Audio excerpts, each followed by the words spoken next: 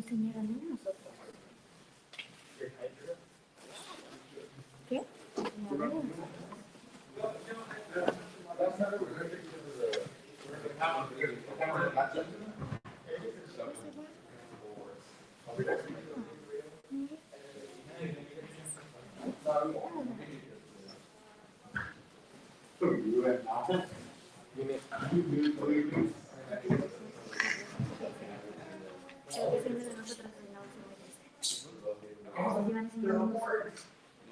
qué tantos regalos? ¿Por qué tantos regalos? Porque son gachas. Veces. Yo no creo que gané nada, pero mis felicitaciones a la gente participando. ¿Me están escuchando?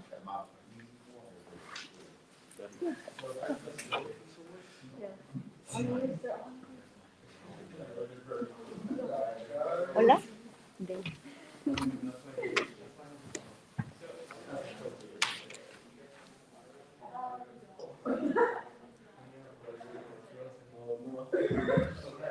Good morning. Morning. I hope that you had a nice rest. Good morning to everyone who is in YouTube. And I hope that we have enjoyed our sessions. Now, today we have a different set of sessions. We start with public relations. There's a couple of things that I need to let you know because this is a former BMT student that we're going to have today here. So you can ask any questions that you want. He has worked in radio, he has worked doing PR. He's also a good person of asking people about the spoken word. I'm not good at that, but he is. He is the Border Slam poetry. That's what it's called. So for those that are, one of the things that I do want to tell you is that even if you're home or if you're here, that when you share your questions, when we share your comments, you actually will learn from each other too. So the more that you can actually share this morning through the sessions are going to make us grow both ways. So thank you for being here. Thank you for connecting those that are over there. And one thing that I want to read about our presenter this morning says, Eliseo Eli Ceja is a public information officer for the City of Laredo Health Department. He currently oversees the development of the department's media efforts, coordinates community partnerships, and serves as a spokesperson of the department. Eli is a candidate for the master's degree of the Healthcare Administration from the University of North Texas Health Science Center. He currently holds a bachelor's degree from Texas State University in Public Relations and Mass Communications. Eli also serves on the board of directors for the Laredo Border Slam Poetry, a nonprofit organization promoting literacy and spoken word poetry. He is a lead trainer in the Diabetes Empowerment Education Program and New Leaders Council alumni. In his free time, he enjoys listening to music, listening to NPR and podcasts, and spending time with his wife and 3 dogs. So I know the speaker before he was married, and before he was in that role, but he also had worked. The first time that he came to our festival was as a speaker of radio. Now he comes with PR. So as you can see, in our field, we can be doing so many different things. So it's not just one aspect that we need to get good at, but there are so many other aspects that we should also get into it. So without further ado, here's Eliseo Ceja. Welcome, everyone.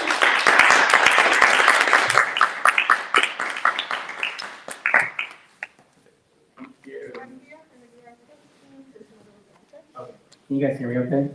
Can you guys hear me if I don't use the mic? Just for the people that are Yeah, right. Okay. Hi, my name is Eli. I am the Public Information Officer for the City of Laredo Health Department. And essentially, I've only been there for about 5 months or so, but I've gotten to learn so much about it. little bit of my background. I went to school here at BMT. I went to school at Nixon and BMT. I was part of the radio and TV program with Ms. T and Mr. Imperial as well. So I know you guys are from Eagle Pass, right? Cool. And then I think the LIC students are virtually. So it was really cool. I was here throughout my 4 years of high school, and through this program, I was able to find a lot of interests that I had that I didn't know I had.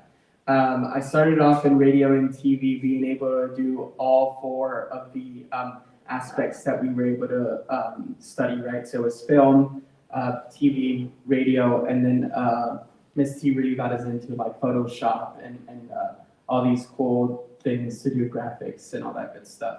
I was never good at any of that, so I stick to radio. And I think after the, is this still working? I don't know. I think after my junior year, we were kind of given the decision to choose one of the four for us to focus on, and I decided to focus on radio. It was interesting, it sounded fun, I was very into radio and listening to music. I was also a really big fan of NPR, which is very boring to 3/4 of this world, but for me it was the most interesting thing in this world. So I decided to go into radio. And then within this same media festival, we had a workshop with about radio, and there was a couple of radio stations that came to talk to us. And I decided to just shoot my shot. I went up to one of the radio personnels that were here giving the workshop, and I told them, look, I've been focusing in radio for the past 2 years here at BMT. I really enjoy it. It'd be super dope if you guys had an opening for the radio station and I'd be able to hop on there. I mean, I was a kid and I had no voice for radio, but I was very, very interested. He came back the next day. Miss T called me out. I don't know, I was in a different workshop, and Miss T calls me out and she says, the radio guy came back today and he wants to talk to you. I freaked out, didn't know what I was doing. I went up to him and I said, yes, sir. You know, I was trying to be as professional as I can be, super excited. And he says, I want you to come to the radio station tomorrow, do a voiceover and see where we go from there. Essentially in radio, in order to get a job, you have to do a voiceover, and it's essentially they're making you read off a commercial. They want to see how your voice works. They want to see how well you are at reading things and all that good stuff. I went in the next week. I did the voiceover, and then I didn't get a call for like 3 weeks. I said, okay, well, at least I tried, right? I was kind of bummed out. I didn't think I had gotten the job. Turns out that I had given my wrong phone number this entire time. And they were trying to get a hold of me, but they didn't have my number. I want to say that they ended up getting back to Miss T, or I found them some way, somehow, and they said, look, we've been trying to reach you. We want you to come out here, but you need to train first, and you need to do all these things first. And so I'll be super honest with you. I really thought it was a scam for like the first 2 weeks there, because I was getting trained with no pay. I was going after school because I was still doing school, of course. And I just thought this entire thing was going to be a big scam. I was never going to be a radio DJ. And my dreams were going to be crushed. But then I got the opportunity. They said, I think you're good to go. And then they said, we want you to do weekends. We want you to do in the weekend evenings, which were, nobody ever listens to the radio, on Saturday night at 8 p.m. Nobody's trying to listen to the radio at that time. And so I did it. I did weekend evenings for about 2 months, and then our evening drive, the DJ unfortunately left the radio station, and they said, we're really in need of somebody that's wanting to do it. At that time, nobody was interested in radio as I was, I guess. Radio was kind of going downhill. This is 2015, 2016, radio was kind of dying. Spotify was at an all-time peak. Apple Music was coming around. And so many people wanted to do these streaming services, and radio was just not an ideal place. But of course, I still had this love for radio, and so I said yes. And I did the evening drive there with KRRG, which is Big Buck Country 98.1. It was a country station. I did the evening drive my senior year of high school. I think the last semester of my senior year of high school, and then my first year of college. And I thought I was on top of the world. I thought radio was like the best thing to ever happen, to ever be invented. It still is, I think. I thought I was a total cool guy. I was able to get into all these concerts. People wanted to hang out with me because they wanted concert tickets. That I know that I wasn't as cool as I thought I was. They just wanted concert tickets from me. And then I was able to do it for an entire year or so, and then I went off to college. And I feel like that's when I started thanking VMT and like this sort of program to get me to where I was. Because of this same media festival, I was able to get my job at the radio, right? And then through this same program, I was able to get introduced to the mass comm program at Texas State. So I guess I'm not entirely sure if you guys partake on it, but I guess the folks back home do. VMT sets up with Texas State University to visit the university during Mass Comm Week. It's an awesome week where tons of people visit the university to try to, I guess, encourage folks to continue in the mass comm world. Similar to this, it's a festival. There's tons of workshops. Tons of people from around the state to go and talk about the different radio stations, about the different TV stations, about PR, about marketing, about all these things that have to do with communications. So Ms. T took us out there. I think I went out there my sophomore, junior, and senior year, and I just loved every single bit of it. I was very excited. I was in love with the university. I was in love with the program, and so I did my first year here in Laredo, and then I went off to Texas State and continued over there. So that took me to my next stage in life. I graduated from Texas State University with a bachelor's degree in public relations, mass communications, and I thought PR was what I wanted to do for the rest of my life. Up until you start looking for a job, and then you find out that there's no jobs in your career, and then your entire life takes an unexpected twist. But don't get discouraged. The real thing, and essentially, I feel like a lot of things happen for a reason, and the real job that is meant for you will come around. So after that, I got into healthcare and was in healthcare for a bit, and I really enjoyed my time there. But it led me to want to do more PR, which was what I wanted to do to begin with. And then there was a position with the health department here in the city of Laredo. I shot my shot, and here I am now as the public information officer for the city of Laredo Health Department. So how many of you guys know what PR is, or what public relations entails? You have to like make sure everybody gets a clear message of what you're trying to say and stuff like that. You have to make sure everybody's cool with like the brand you're working for, like the company and stuff like that. Yes, yeah. So branding your organization well and making sure that the message gets across is the perfect definition for it, and also having to do it in a cool, calm, collected way, right? So do any of you guys know why 3/4 of the other students are in here today? Yeah. Would you mind opening the first tab? We know a little bit, like the tail end. We don't know the reason, but we know the end result of why. Exactly, yes. Most people do, which is good.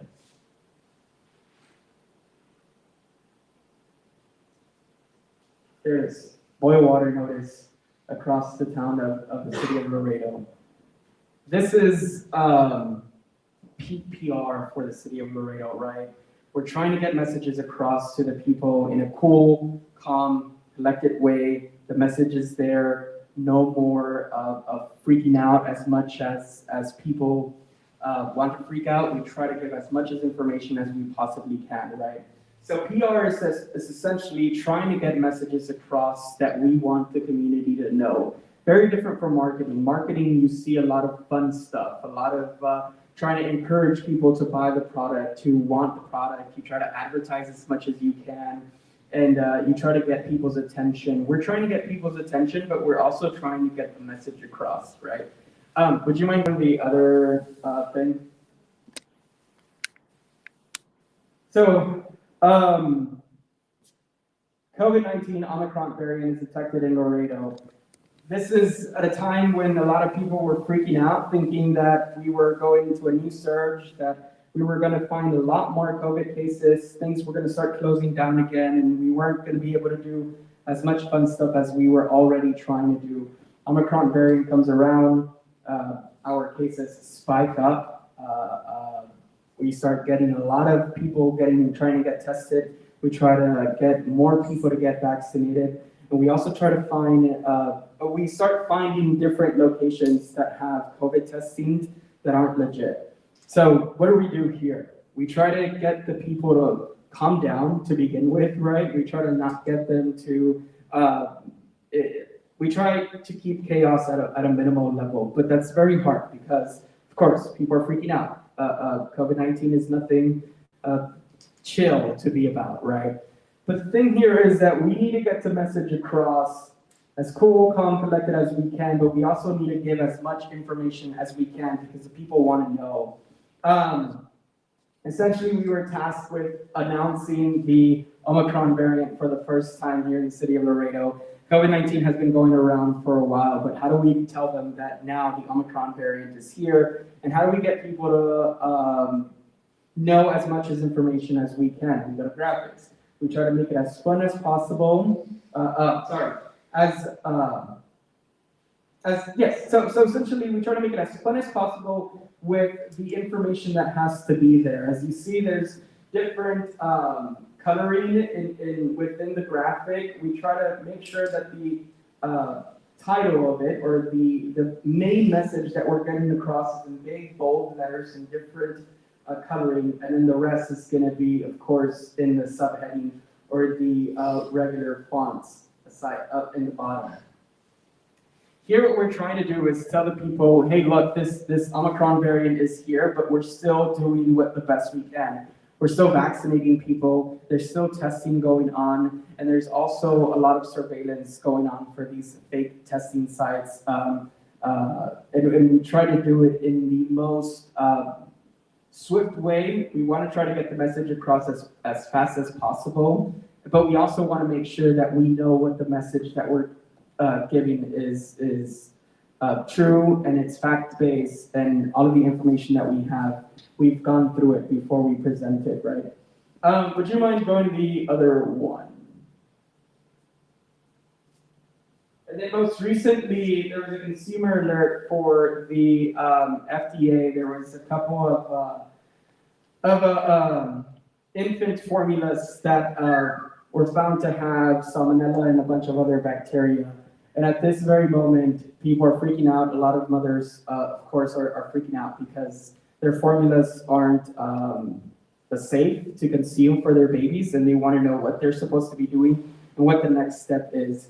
We set out this graphic first. So the stages of getting messages across is making sure to use your own sources first, right? So we know we have a handful of followers on our Facebook page. So we go to Facebook, we run to Facebook and post it there. We try to get the message across as fast as possible to make sure that these folks are refraining from using these types of formulas.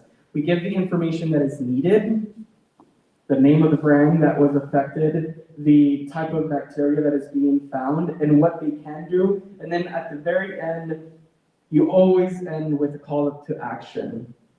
And you'll probably learn this as you continue the rest of the day. I think you guys have a couple of other marketing people coming around, that any and every message that you get across, you always want to end with a call to action.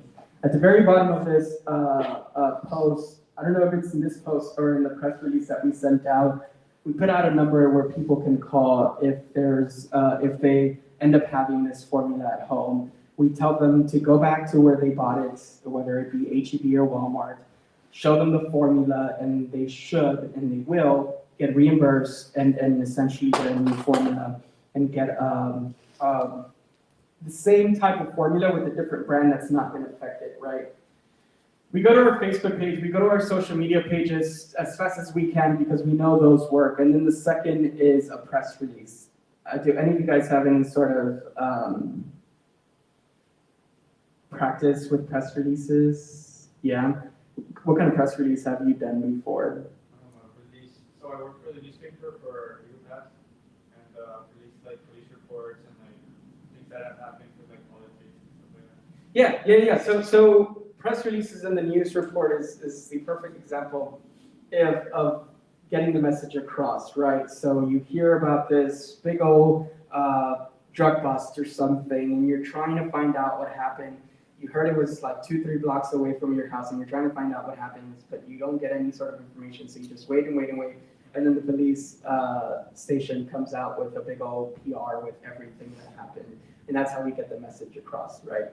So at the end of the day, I rush over. This was last Friday. I posted that at 11:59 p.m. I thought I was already done for the day. Fridays are usually pretty chill.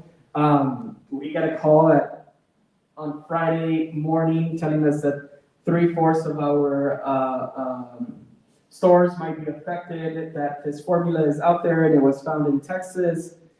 And so what do? I start freaking out, right? But nobody knows that I'm freaking out. And the message that I'm getting across is not freaking out. I write up this press release, I tell everybody what's going on, I send it out, and then I start getting 1,000,001 calls from reporters asking me for an interview, and then I start really freaking out. Nobody knows I'm freaking out. We send out press releases, and we try to get it to the media as fast as possible. The media gets it. There's certain ways to get this message across, to make sure that it's captivating to the medias, right? When we do certain PRs for, say, events or non-newsworthy things, a lot of the times they just slide by. My job is fairly easy because a lot of the information that we're putting out, lucky for me, is information that people want to report in, right?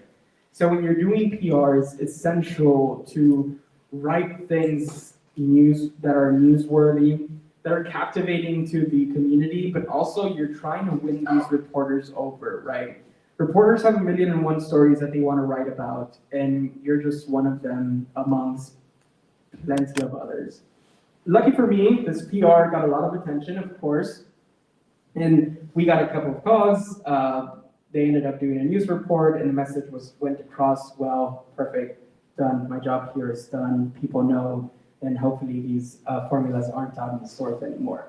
But what happens when I'm trying to get a PR out for, say, an event that we have going on, or to encourage people to continue to get vaccinated, or encourage people to get boosters, or a million other things that we're trying to do and trying to get the message across. It's important to do this in a sense that will turn it into a newsworthy event.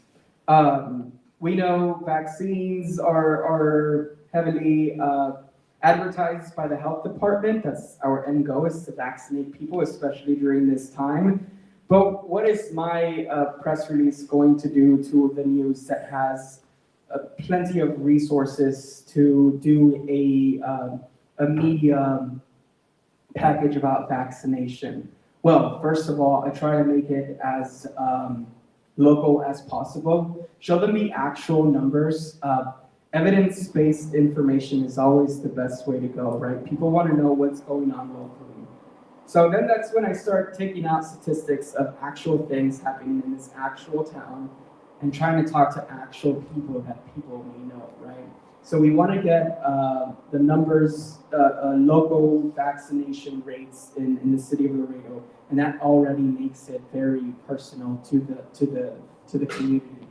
And then we also want to try to get the resources that are available, right? If people are trying to get vaccinated and they hear a story from the CDC about how important it is to get vaccinated and how vaccinations work, well, cool. But what's the point of knowing that vaccinations work if you don't know where they're available, right? So that's when they'll start turning into local programs like mine. And they'll start asking, where are vaccinations going to be available this week or this weekend? Where can people go to get certain healthcare services and all that good stuff? We always try to make it as local as possible and information that's going to be worthy to the community.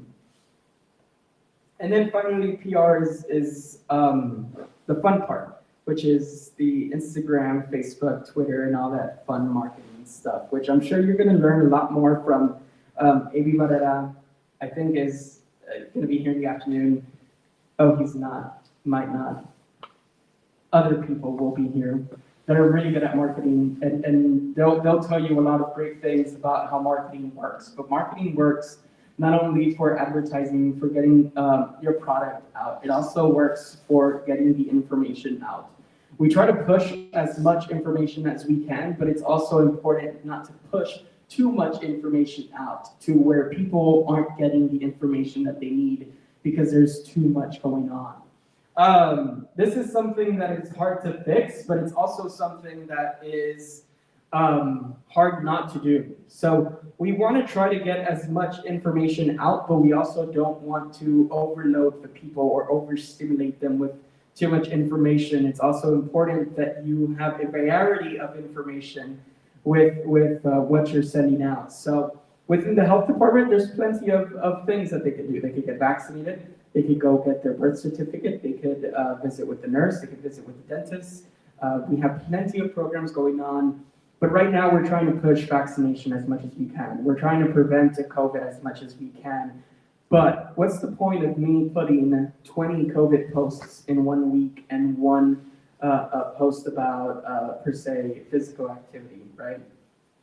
When we know, and it's evidence-based, that physical activity, great mental health, is a great asset towards preventing COVID-19 or not having serious illness of COVID-19. That's exactly why all of the information that we put out has to be diverse. It can't only be on one thing, and it also cannot be one after another. Algorithms work in a very interesting way. You'll start learning a lot if you haven't learned already. That Facebook, Instagram, Twitter, and every other social media platform is handled by algorithms. Algorithms are evil to people doing marketing. Algorithms are evil to social media experts and influencers because they work against you 3/4 of the time.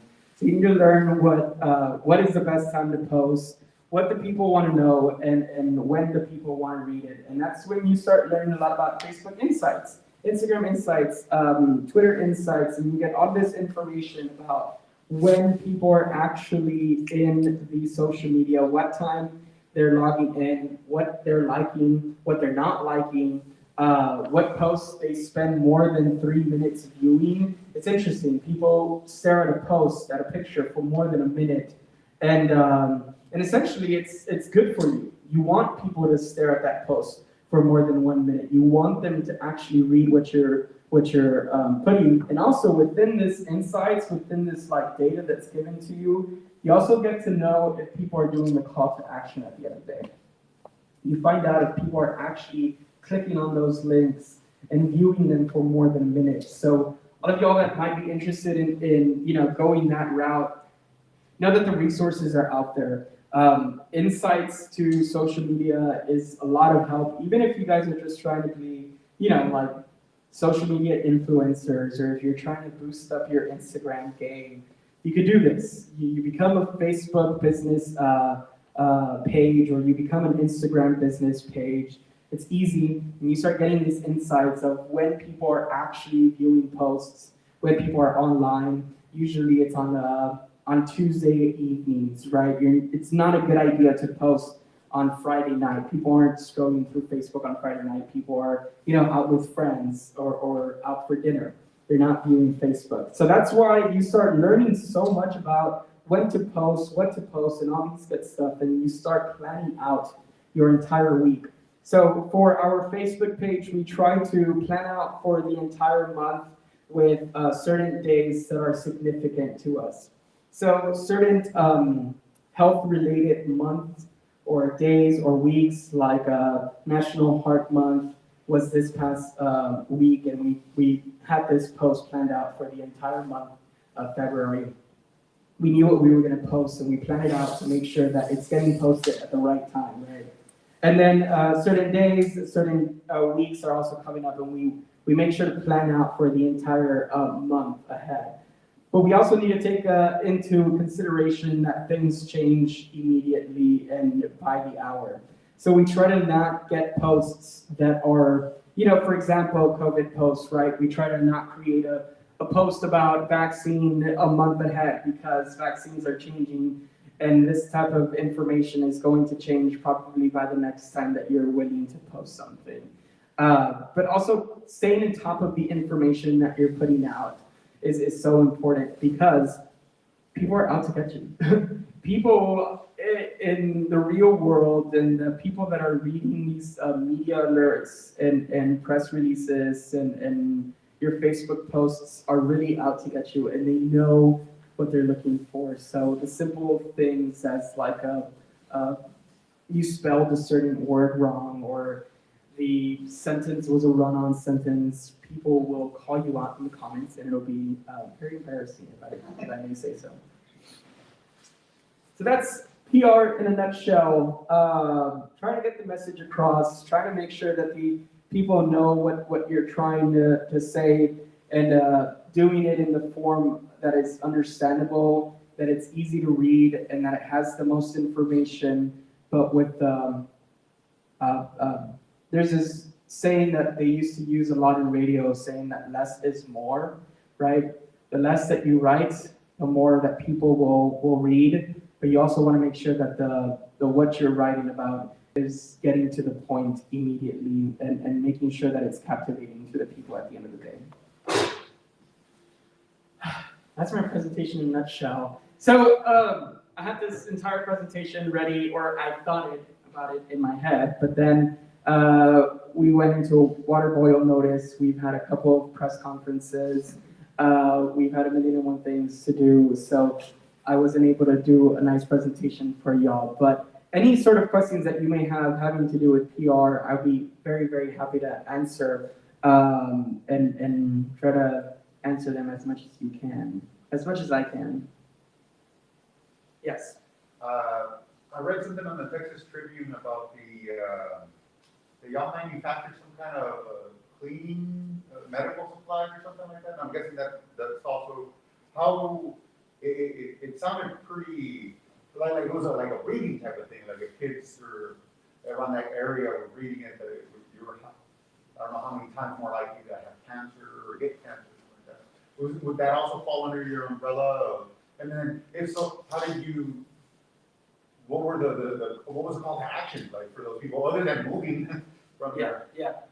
So what you're talking about is about this warehouse out in the north side that is creating sterilized medical equipment, right?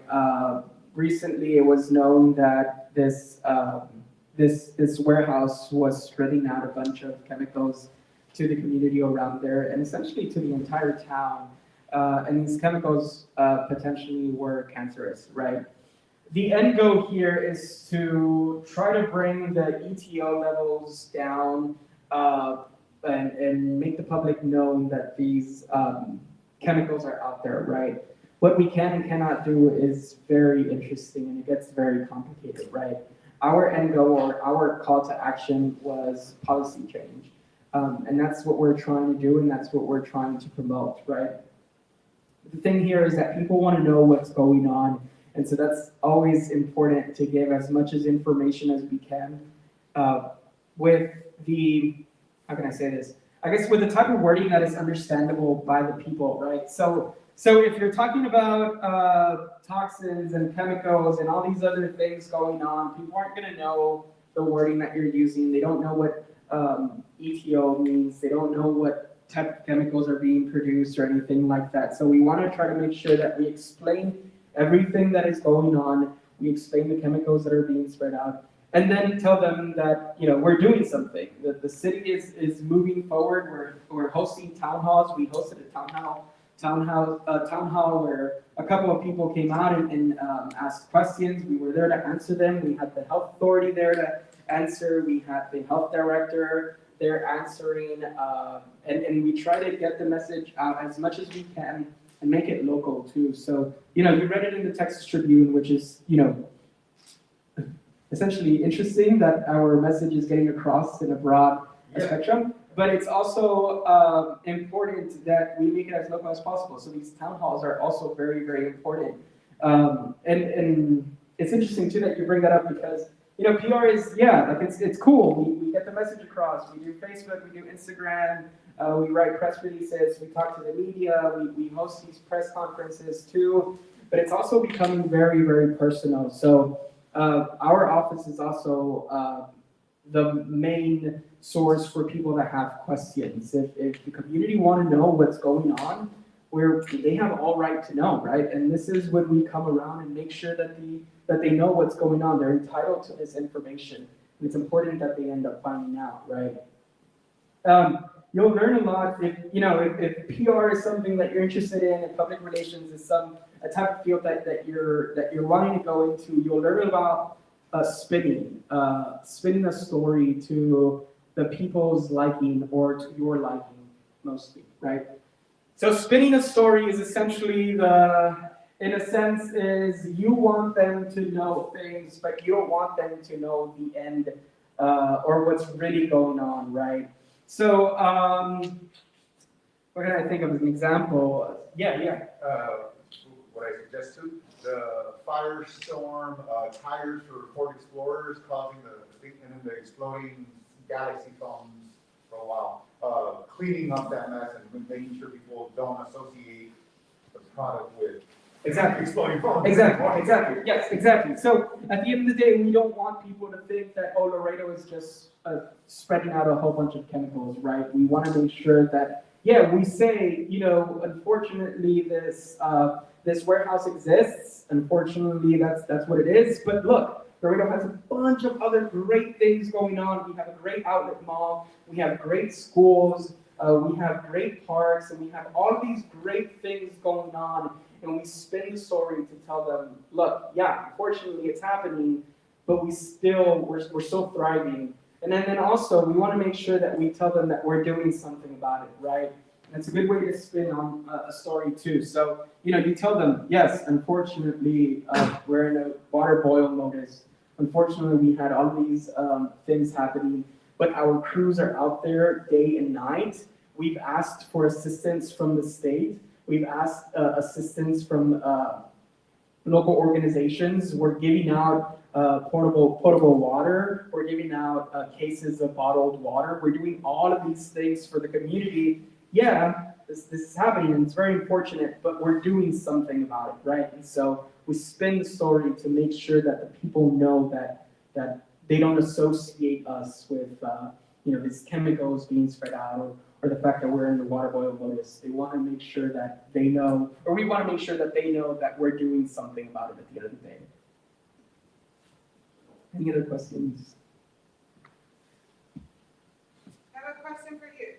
So a lot of the students sometimes they want to go into PR, film, radio, TV, whatever you want to call it. But there's some other things that they need to work on, and those are skills. So if someone wants to go into this field, what are some of the skills that they need to have? Writing. Right. Writing is everything, and it's everywhere, and it kind of sucks because. But it's the basics. Right? But it's the basics, right? And good grammar takes you a long way too. The very, very basics of PR is having good grammar and good writing. People are out to get you, right? So I think 2 days ago or early this week, I posted a post about we had to close down the City of Laredo Health Department, right? Because we had low water pressure.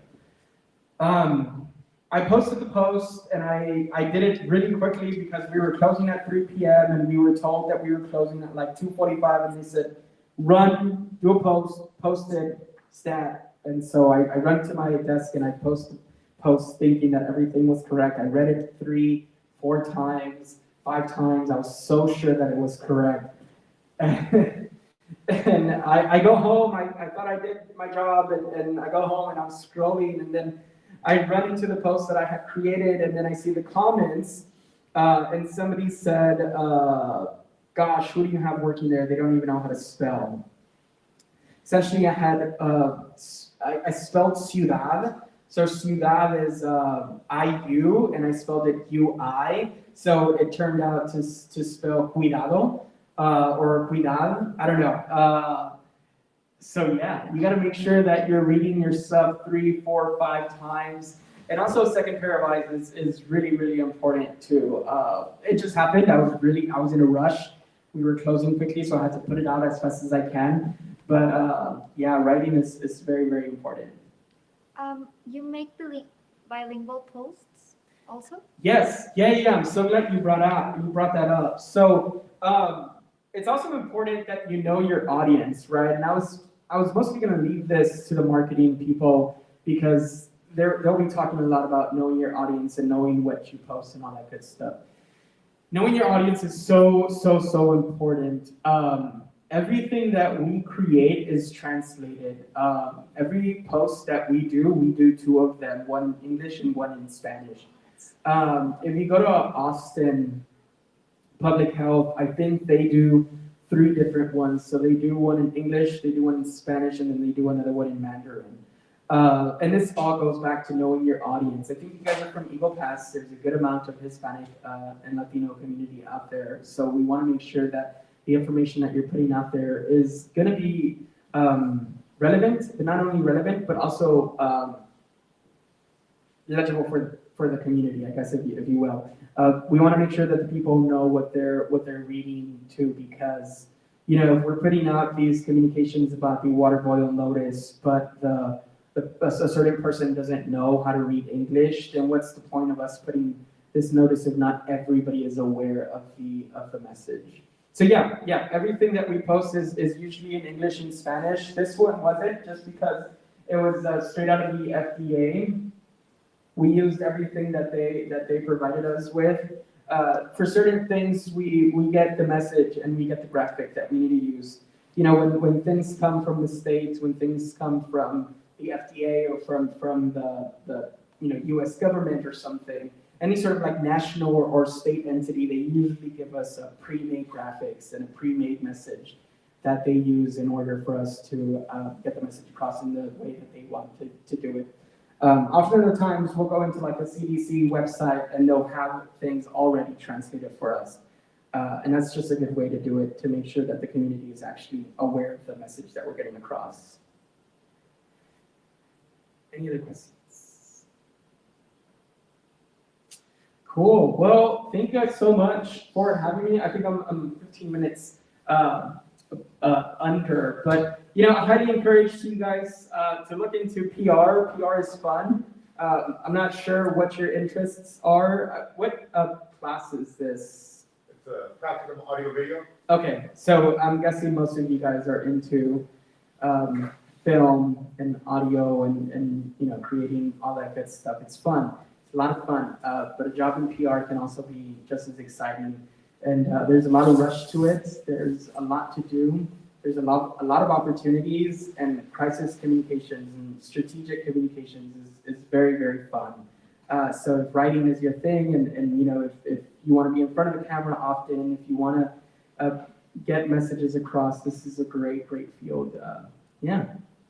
Yes. Did you have to get a separate degree to kind of marry public relations with the health thing, or did you do it just without? Yeah, so so essentially I've kind of taken a turn in my career recently. I was doing healthcare before I started with the city. I was the executive director for Laredo Stroke Support. It's a program that provides therapy services to stroke survivors, right? Before I was here. And then I started getting really into healthcare. So now I'm getting a master's degree in healthcare administration. But no, it was open because I have a PR degree and because I had a decent amount of experience with communications.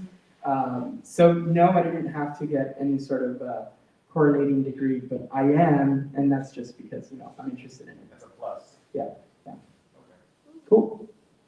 Perfect. Thank you so much, Ms. T. I really appreciate you having me out here. And thank you guys so much for being out here. Thank you for your time. Thank you.